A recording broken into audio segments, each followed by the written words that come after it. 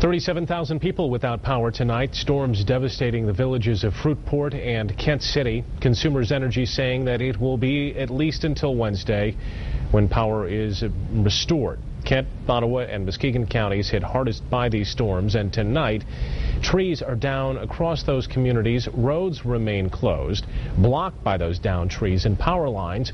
Crews are working around the clock to clean up these two communities. So what if your home got hit, your tree uprooted? For that part of our coverage, let's turn it over to my colleague Susan Shaw. Brian, that's right. Here at the live desk right now, and I'm joined by Ann Miller from the Paul Goebel Insurance Agency. Hi. Thanks for joining us. I would imagine a lot of people are calling your office today. They are. Unbelievable. They are. All that damage out there. Well, first of all, what do you think people should do first after something like this strikes? There may be trees down. There may be damage to their home. What do they do first? First of all, they need to assess the damage. Okay. If they are in danger, their family's in danger, they need to obviously leave the home. But as many details as they have that they can find out, that'd be great, and call their agent.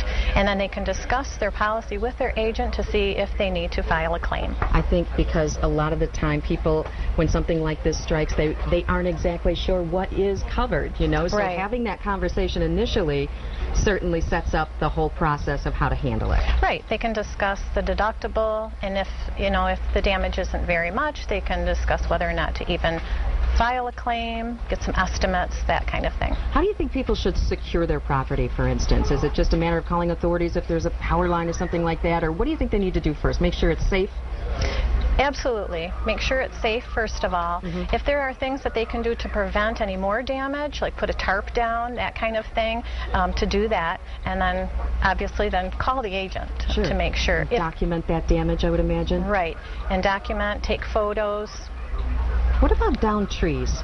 Something like that normally covered in someone's insurance policy? How does that work? Possibly. If a tree is down, if it hits a structure, that's the biggest thing. If it hits a garage, if it hits a fence, even a swing set, there is coverage for that, the damage. Of course, there's limits and that kind of thing. And there's even coverage for the debris removal of the tree. Okay. Water damage? What about something like that? That all depends, too.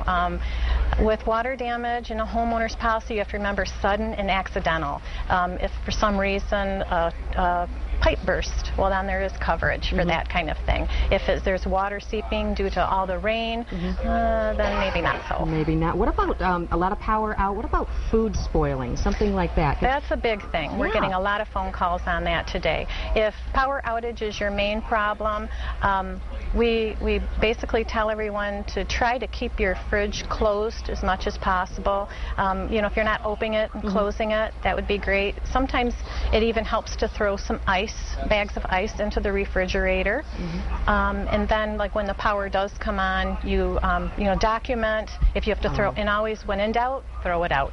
Right. Okay. Ann Miller, thank you so much from the Paul Goebel Insurance Agency. We appreciate your insight into that. A lot of people wondering about these things today, I'm sure. Thank you, Ann. Thank you for having me. Brian, back to you.